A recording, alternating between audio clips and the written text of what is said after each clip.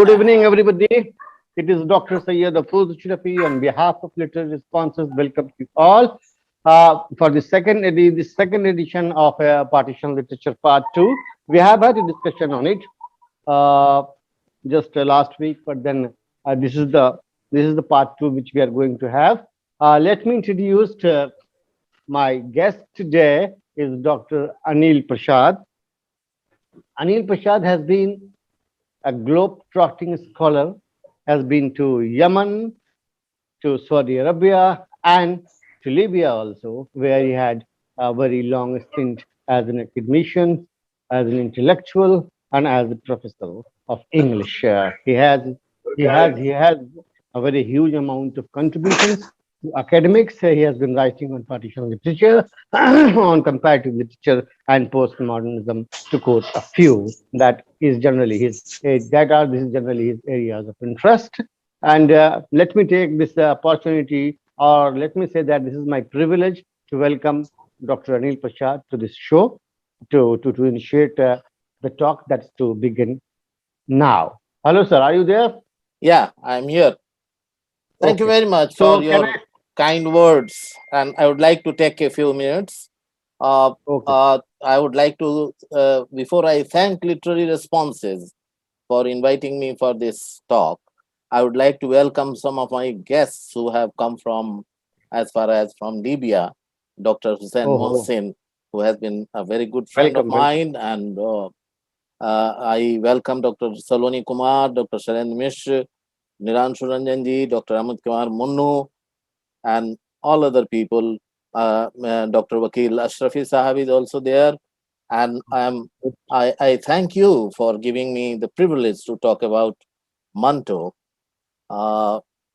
which I have been thinking of talking about for a long time. Let us see what comes out of this and what new deliberations we are going to agree upon regarding Manto, because Manto has been a significant writer, and let us reread Manto in the new light. Okay.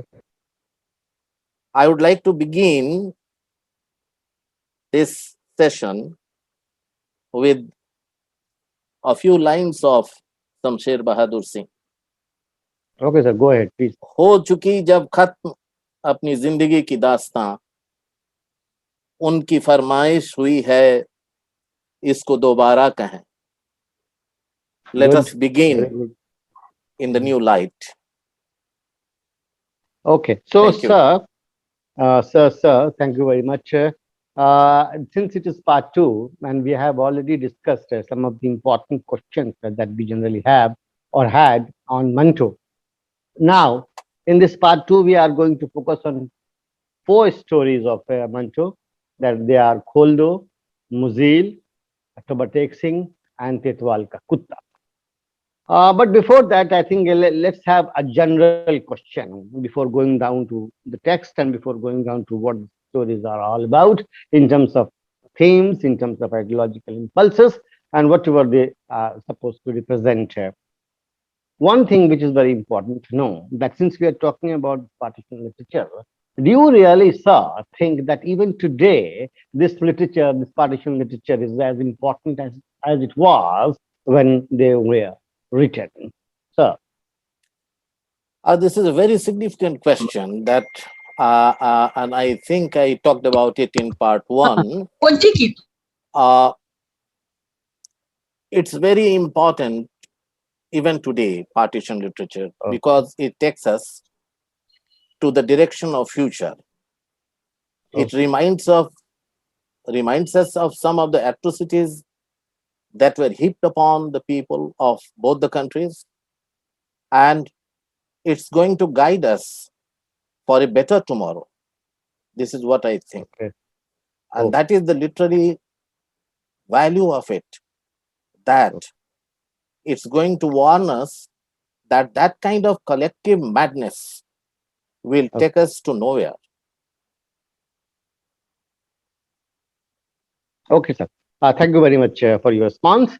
Let's go to the story number one, which is Koldo, a very highly valued, revered story by Manto, and possibly one of the best stories that Manto has written or had written, whatever it is. Let's go back to this Koldo. Sir, my question to you is this: that Sakina in Koldo is bruised, battered, emotionally and psychologically shattered. But then the problem is this: that is it alone about the problems of Sakina's continuous hammering, physical hammering, and her and the assaults that were made on her body, or is it simply about the physical tortures of a girl, or does it connect you to a sense of history, particularly in the backdrop of a partition, whatever was going about in that moment of madness? So, could you please tell me that whether in this story, Manto does this story reflect Manto's own obsession with sex, or does it go beyond that? So, That's a very good question indeed. I would like to say in this regard that I do not think that Manto is obsessed with sex. okay, And I have reasons to exemplify this contention of mine.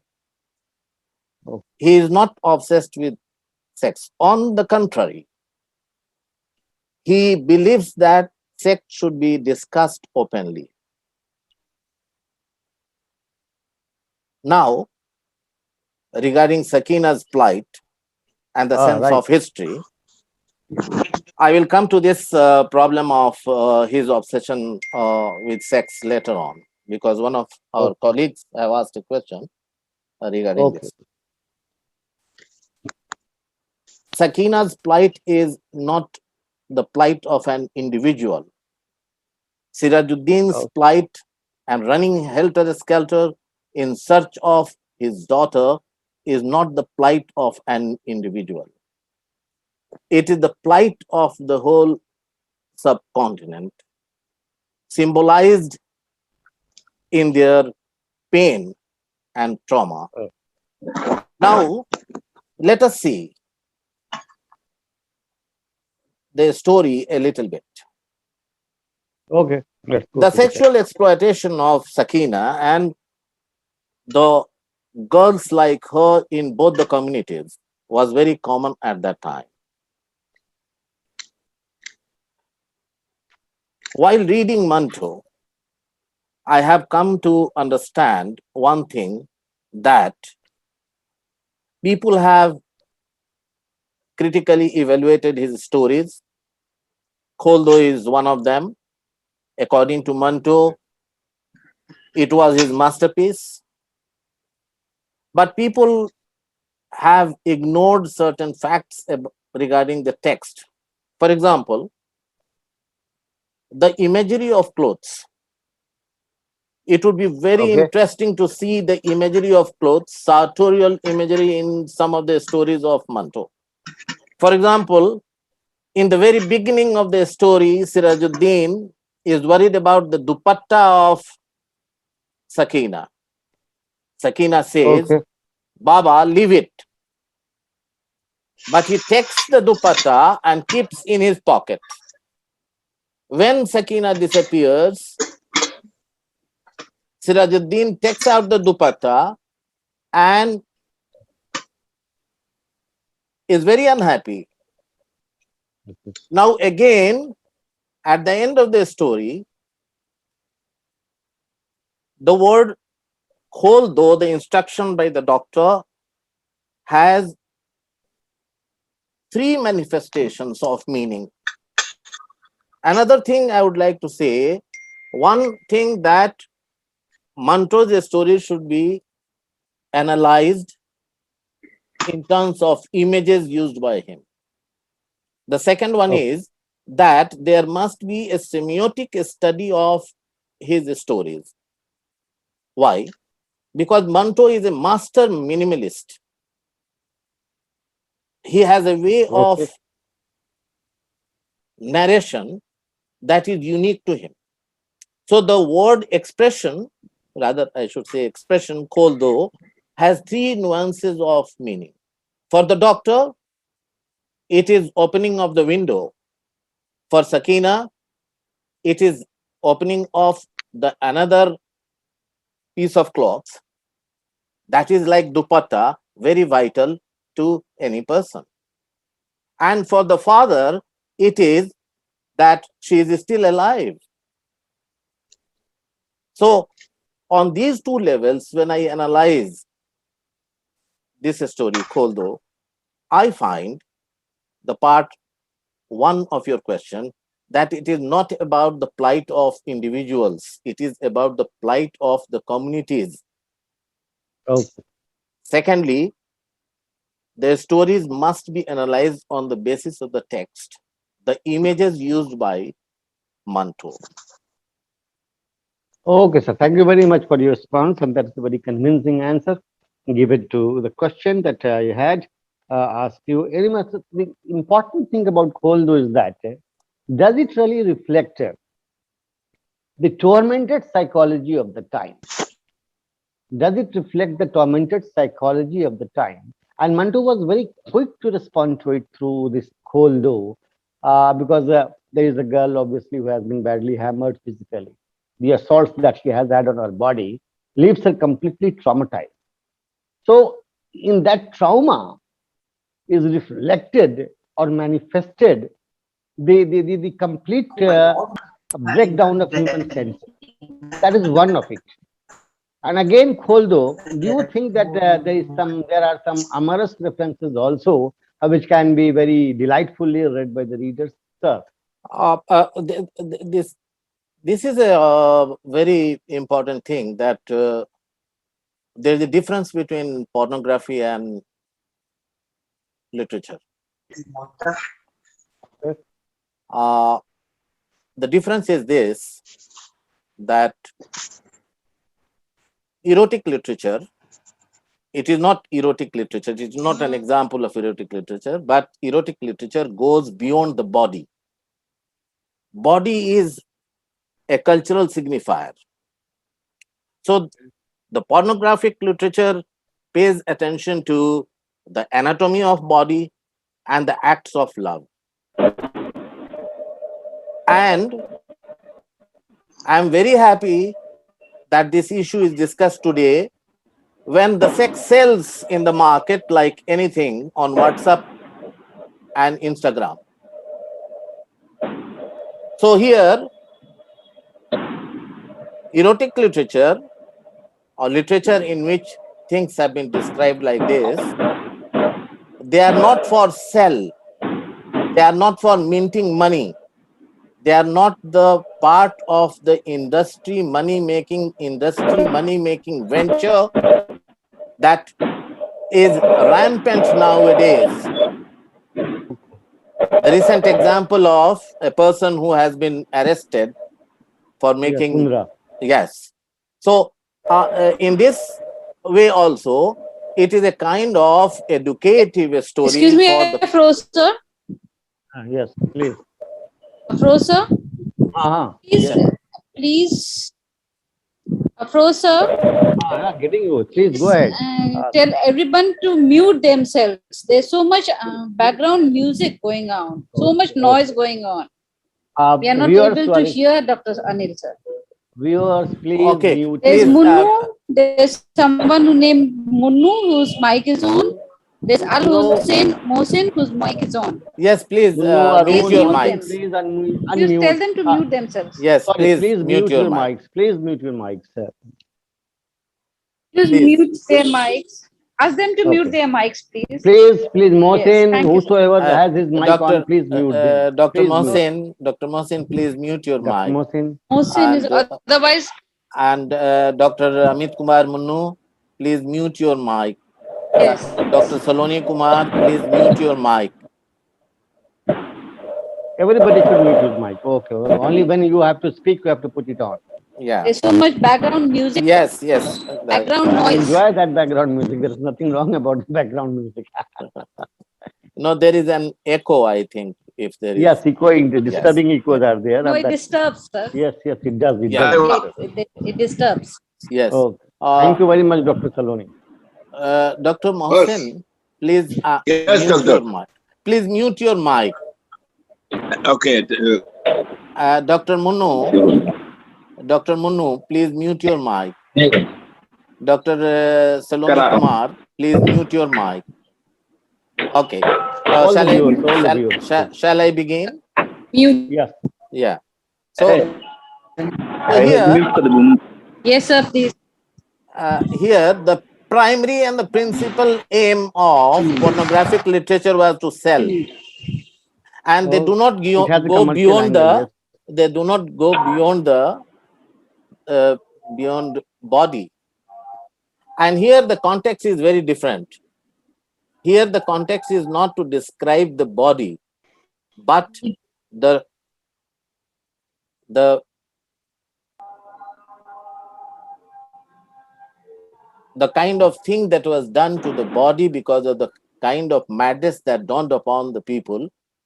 Those who were to save, they turn out to be the devils. Yes, the devils. So here is a message that those social workers, they are doing the same like those who were considered enemies. So where is the protection? Where is the safety?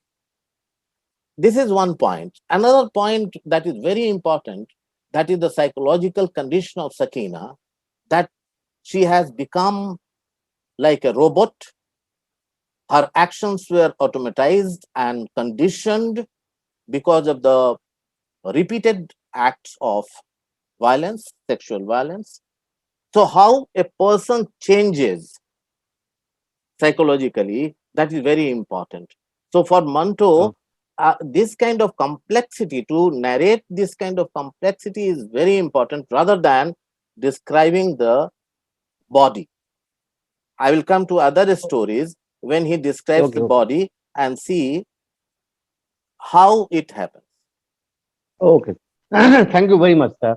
Because there is one of the allegations on Mantu is this, that he was this thin flick writer. Many skeptical many skeptical minds and many skeptical reactions were there because that was the time when even he was summoned by the courts also, twice, 3 times or more than that. I'm not very sure about the number. 5 times. Yes. Yes. He was summoned by the court because the content of the story was somehow viewed or somehow interpreted in terms of something that would have offended the sensibility of the society at that point in time.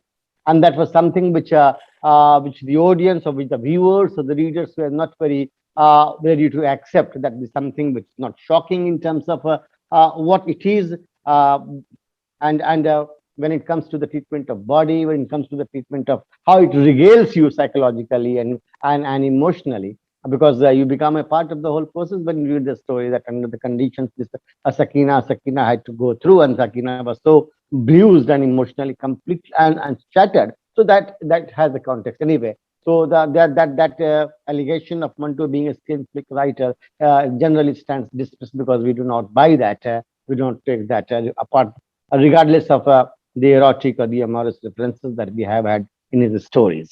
Okay, sir, thank you very much. Let's move on to the next story, which is one of the most important and possibly one of the most powerful simultaneously. A story by one of the most powerful stories by Manto is Tobatek Singh. Obviously, that what epitomizes the fictional genius of Manto is this story Tobatek Singh, where madness itself becomes a solution to the oppressive problem of what the partition really entailed in terms of a bruised psychology or in terms of a assaulted psychology for that matter. Now, the question, in fact, is this, that Tobatek Singh is a cynical response of a writer to the collapse of the human wisdom. Isn't in this cynicism lie the most sensible reaction of a writer of the time when he says in Tobatek Singh, or when through the Tobatek Singh he communicates the message that neither this part of the fence nor that part of the fence do I belong to. I belong to no man's land, and that was his real moment of freedom. Sir. Yeah, that is very important. Your question has already answered itself, has been answered by you partly.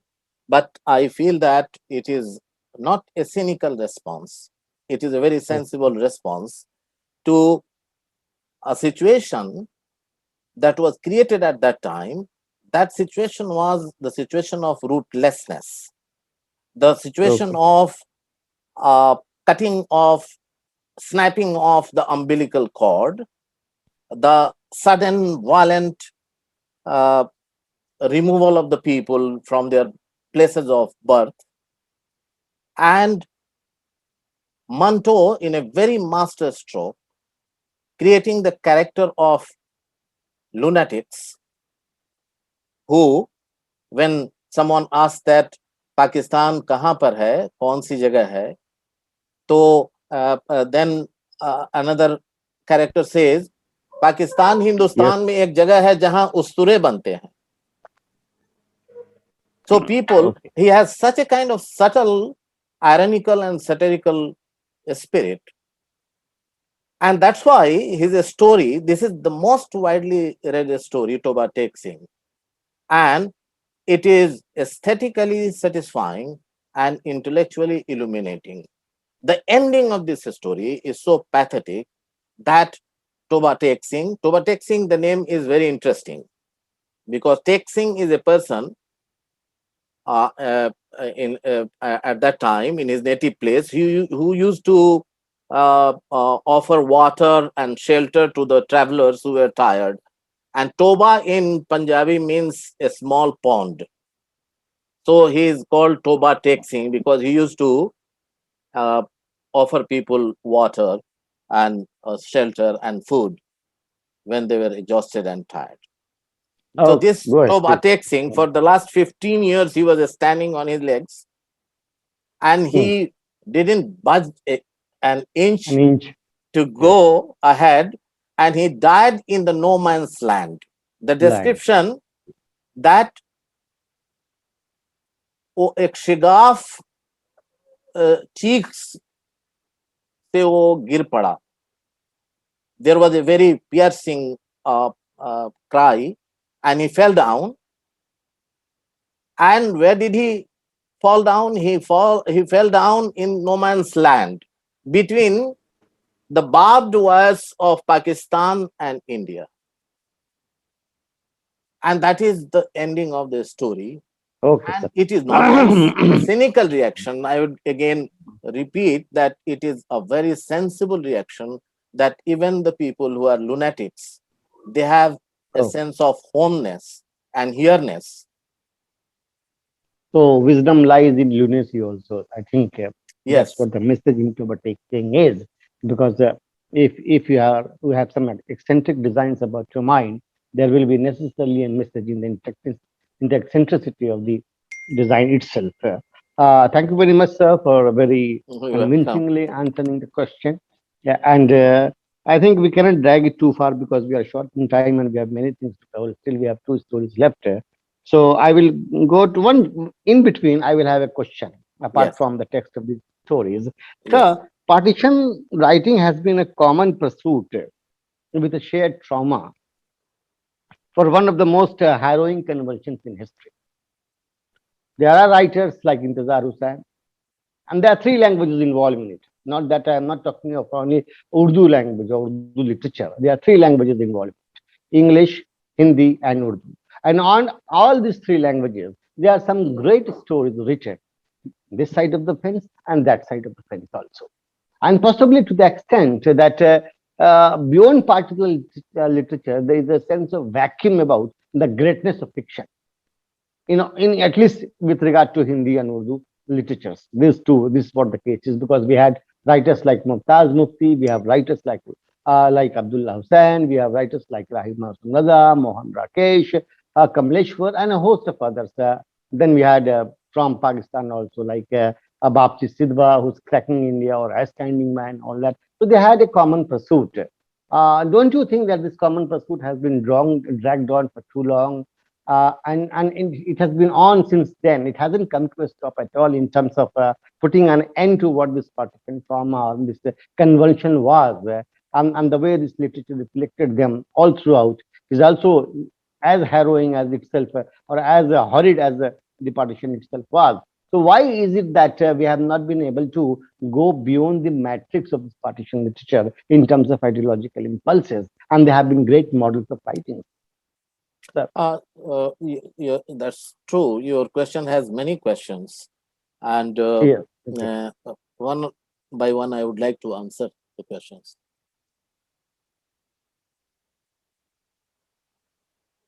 One important thing is that we should look beyond in Manto. We should look Yeah. beyond partition and the stories of prostitution. Yes. He is not. He wrote about partition, but he has. People forget that he has 22 volumes of short stories, Yes. and there were many stories written by him, like Ram Khelawan. Again, I come to the point that Ram Khelawan is a dhobi, and he washes clothes, and how he comes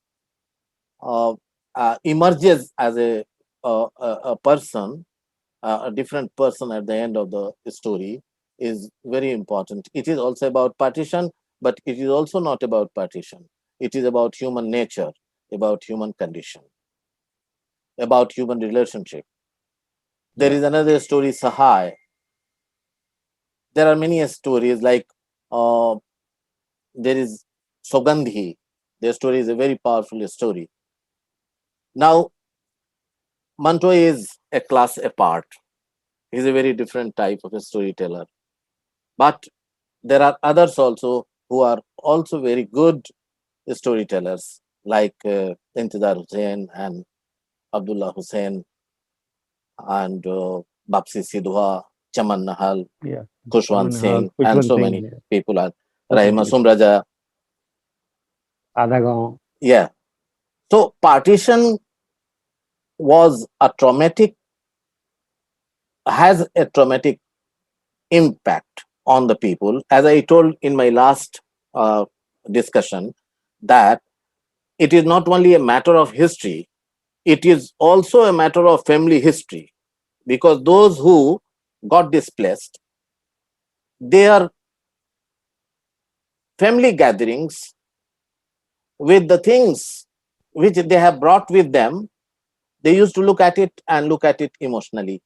The attachment with the place, land, things, and that's why it became a part of the family gathering, and that's why it continued, because they could not think of anything else, because it was Yeah.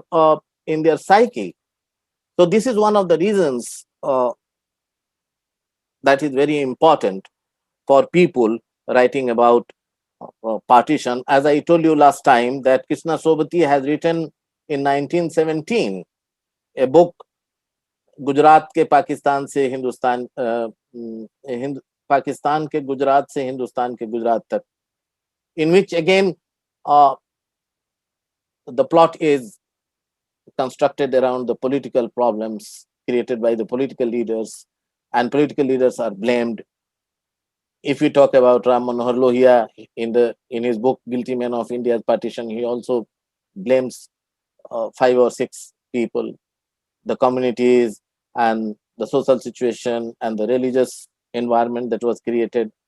So partition came as a blow. It came as a sudden blow, and people were so much disturbed by this. Their families, some people lived in Yes. India, their brothers, cousins, parents, they went to Pakistan. So this kind of disruption was there, and it was not a thing that is going to be easily forgotten. And this is one of the reasons why people, to my mind, wrote about partition and fictionalized it. And I think like this. Okay, sir. Thank you very much for your Just a response, minute. sir. And we also No, discussed that there were writers who we have discussed it went already. beyond this even today. Okay, And in yeah, the last yes, edition one we did it, yes. So yes, there's no point in going back to all them. yes, That's why I'm not taking questions from whatever we had discussed good. already in the last edition of the talk one. This is the second edition on partition literature part two. So obviously we are focusing on Manto, And since Manto is one of the greatest writers, not only in Urdu literature, but across the globe, he can always claim a position in terms of literary distinctions and all. Okay. So, sir, now let's come to down to this Tetwal Ka Kutta, a very identical story and narrative that we had in Topatek Singh. Do you think this Tetwal Ka Kutta satirizes the banality of military posts because there were two military posts, one on the Indian side, the other on the Pakistan side, and they had all absurd actions going about without any potential threat, without any foreseeing any danger in terms of aggression from this part of the border or that part of the border. But then there's also the image of a dog, and they demand a loyalty from the dog. And the Pakistani post says that, well, where you were now. Yeah. Okay, sir. My question was on this that Walka Kutta, and to have the question going is this that Tetwalka Kutta satirizes the banality of military posts and the image of a dog questions muscular nationalism on either side of the border. So, what was the point in having a military post for both the countries when there was no potential threat to the security of the nations themselves? Sir, please. Yeah, that's a very good question. Now you see Thank you. that a few days ago they were one army. Yeah, right. Now they are divided into Army of Pakistan and Army of India. India. Now, I always suggest that the text should be read very carefully. It is about the conflict, the military conflict. Tetwal is a very picturesque Obscure. place in Kashmir, and it's very its description. If you allow me, I can read the second paragraph of the story in Please go English. ahead. Please go ahead, sir. The weather was extremely agreeable, the air infused with the scent of wildflowers, and on the heights and slopes of the hills, nature, oblivious to the sound of war, nature was going on. Nature was unconcerned about what was going politically. It was the same in a very short poem by Thomas Hardy when the nations fight, the farmer is plowing his land because nature is eternal and Okay. the political regimes will come and go. That is a message that is very subtly given by Manto in many of his stories. So here, nature, oblivious to the sound of war, went busily about her duties.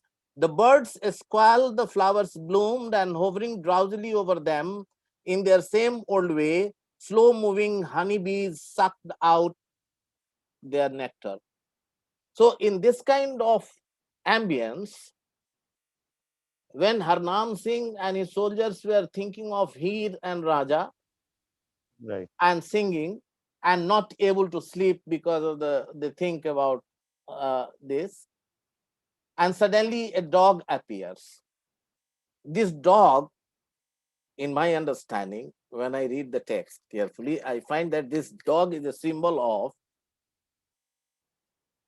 refugees. It is a symbol of people who are just moving around like animals, like dogs. And they make fun of the dog, and finally they kill the dog. Yeah. And they say, then this is from Pakistan, and they say this is from Hindustan, and they give him bread, and they make fun of him, and he dies finally. So what does the Yes, story sir. say? Is it only about military conflict? No.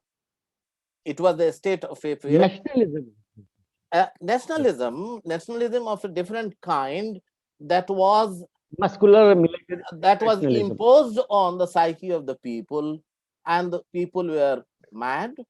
If I digress a little bit, and I'll tell you about the story Sahai, many people conjecture, why did Manto go to Pakistan? Some people say that Shyam, his friend, his close friend Shyam, the star of yesteryears, when there was killing and the news of killing, he said to Manto that I could have killed you. Yes. And some people say that this is one of the reasons, and many people do not agree with this, and they know that Shyam went to Pakistan and he helped him publish Upar Niche and Darmiyan and so many things, and the friendship was still there intact. But there was a fear, and there could be a fear like this. So people didn't know what they are going to do. They didn't know what they were going to do. They didn't have any fixed thing in the mind. And the political leaders, they were saying things which the people who were ignorant and illiterate, they didn't understand. So they were like dogs. They were killed. And this is the story about. And this is a very pathetic story about the plight of the people. And also, let me, if you could add, not through a question, but just one of the reactions that what I personally feel when there is an image of dog and the dog crisscrosses the two posts, the Pakistani military post and the Indian military post, and in that action of the dog is completely bewildered as what they do want from him, and finally, in a moment of anger, the dog has been shot. He receives the bullet in one of his legs, and then drags on and finally crumbles there. So, do you think that the death of dog is the death of the refugee, as you said? It is not so simple that it is the death of the refugee. It is the plight of the people. They become refugee, and what happens when they become refugee? They die the death of a dog. What happens with Sakina in the refugee camp? So it is not something that the dog is killed and that is the things are symbolized in the killing of the dog, and they say ye refugee hai, ye sharnarthi hoga. They laugh at him. Yeah. Iska naam, and look at the names given to the dog by both the sides. Yes. It is a kind of absurd name given to them, and they laugh, and they say Chapar Junjun and they say Sapar Sun Sun. So this is something absurd, meaningless thing. So this points out to the meaninglessness of the action of the political leaders too. That's what we are. Okay. So thank you very much for your response to this very important question. And very quickly, we can move on to Muzil because we are running out of time. We do not have the luxury of time at our disposal, and we have to wrap it up very quickly. So going to Muzil, which is one of the most read stories of Manto Muzil, and possibly it has a class, it has that element of distinction, which keeps it and which makes it look different from the other stories of Manto, though written in the same partition background. Do you think that here Manto aligns with a Jewish character in this story while dwarfing the character of the Sikh, Trilochan Singh? Muzil prevails, and finally, it is the heroic of the Muzil which saves the life of quite a few people there towards the end of the story. I have different opinion about the characters. It's not my opinion, sir. It's simply a question to you. Yeah, okay. I have different opinion regarding this because after you once discussed this with me, I again read the story Muzil third time, and I found that Manto used to extol the goodness and virtue of the fallen women. I give you examples. In Das Rupaye, in the story Das Rupaye, he highlights the innocence and playfulness of Sarita, a very teenaged girl who is forced in the ways of prostitution by her mother. And then in another story, Sharifa, he again does the same. And a very important story that is in Urdu, if I pronounce it wrongly, please correct me. Hatak. Right. Hatak, translated into English as insult or Sogandhi. So Sogandhi, again, it's a very important character in terms of subalternism, that how Sogandhi, who is struggling and insulted and injured psychologically, but comes out larger than life. Sharda, again, Nazir and Sharda. Sharda is extolled. In Sahai also, we have seen Sultana. So what I That's see, the kind of women. Yeah. What I see that Moselle, I have divided this story into 7, 8 sections. Moselle okay, is, very quickly, sir, because we are running out of time. Yes, Moselle is a flirtuous woman. She flirts with others. She is very liberated, and she does not care for anything, but she cares for Trilochan. Yeah. And she teases him a lot regarding his religion, regarding his being a Sardar, and who is so handsome and feminine in his appearance. And he is slightly foolish, Trilochan. He shaved off his beard, shorn off his head. Yes. And he thinks that she is going to marry him tomorrow. But she goes to Deolali with her friend and does not come. Then he thinks of his fiancée, Kripal Kaur. Now suddenly, Moselle appears on the scene. Yes. And looks at Trilochan's worries and takes him to that area that is called in the story, that is some B area or something. Now again I would like to say the same thing regarding the clothes, the imagery of clothing. Here also, the gown, the turban, the undergarment, that is very humorously and very ironically being referred to in the story, throughout the story.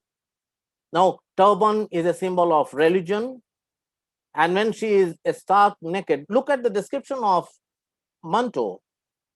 When Moselle is completely naked, he says that she is naked like an innocent child.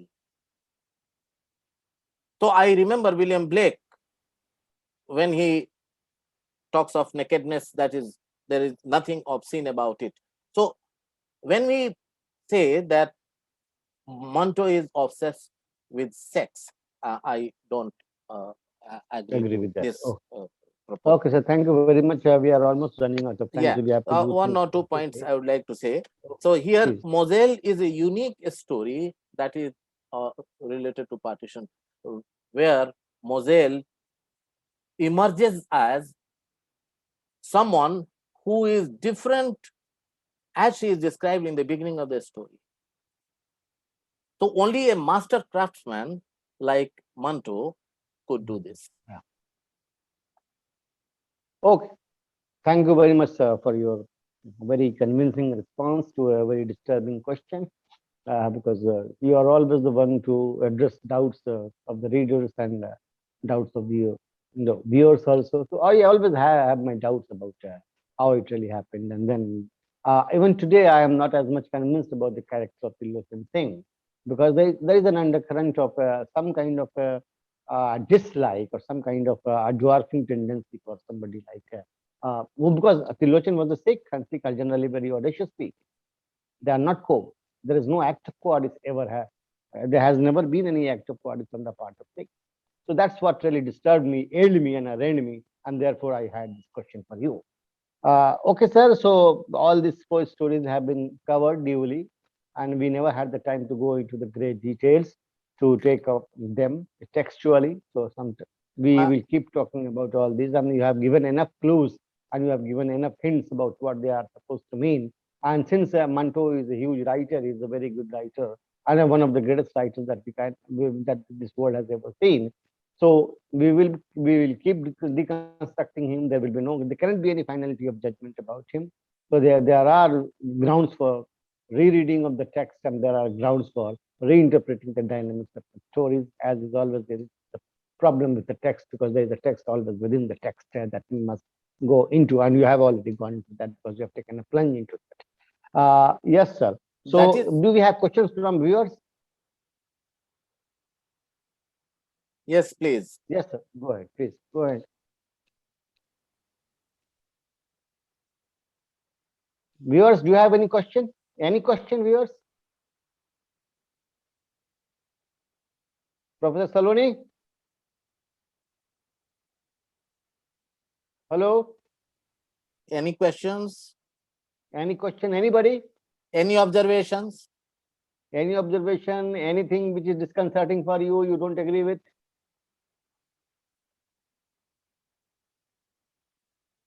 So please answer. You can answer, sir, because I had forwarded the Uh, question to you. Yes, please quote her name and answer the question, please. where is the question? The question is that whether she is obsessed, Mantu is obsessed with the sex, or does he write for something like that? Okay, let me get you the question. I will give you the question because her question is very much with me. I think this question is uh,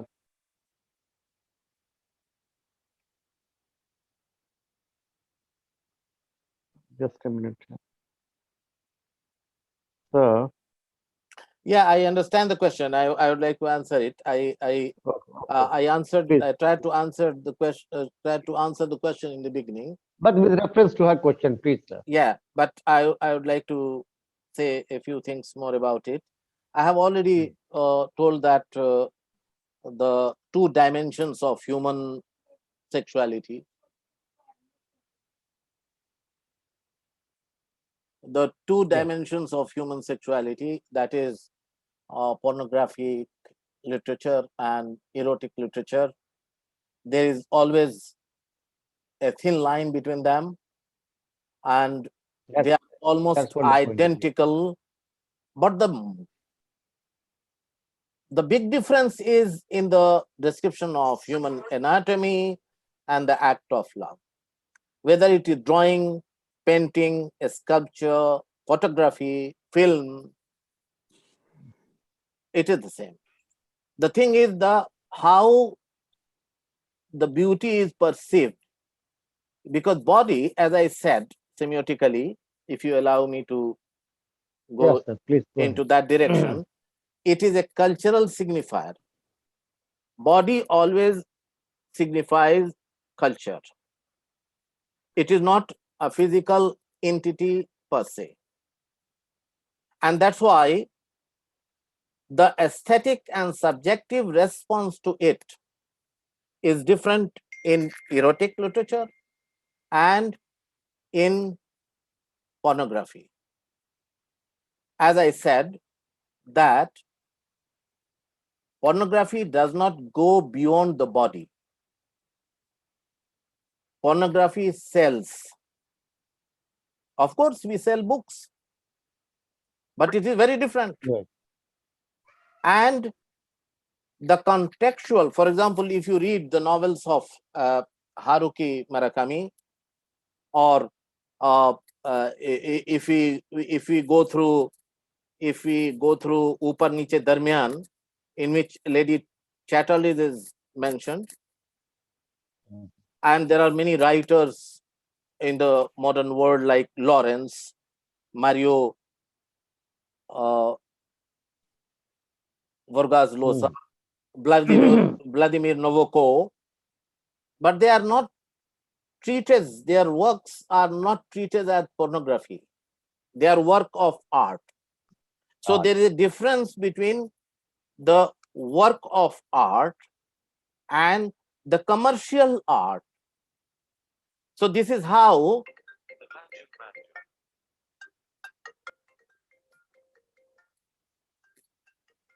sorry for interruption. Yes. हाँ भाई. अच्छा ठीक है फिर बात करेंगे ठीक ठीक. So this is the difference, and this is a big difference, that Lady Chatterley's Lover is not a pornography, though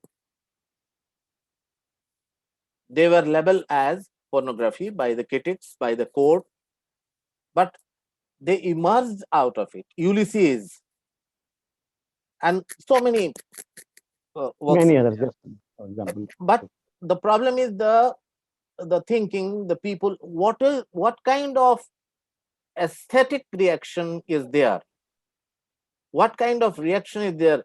What kind of sense of beauty is presented? It is for its own sake, just for titillation, just for arousal of baser Or passions, does it or just to raise the body does temperature? Yeah. do they have other purposes, as there is a purpose, a very important purpose in the story of Manto, Dhua. Right. Dhua is about hormonal changes. I would like some young people to read these stories, and I like the parents to read these That's stories, very like well said, sir. That's very, very like good Dhua observation made by you. and Boo. Yes. Boo. Dhua is a Yeah. story. Yeah. You see how many levels of Dhua. When Layers and levels and when yes. Masood is going to the school, he finds A butcher. taza bakre ke kate hue gosht se dhua, Yes. Yes. and then he finds the people who are inhaling and exhaling dhua, and when he comes home, he finds from the hadi of his mother the palak is being cooked and there is dhua, and then there is a dhua in his mind, the confusion. And this confusion is beautifully expressed by Manto, and it is not a literary subject, it is a medical subject. The hormonal changes, and then he is trying to break his hockey stick.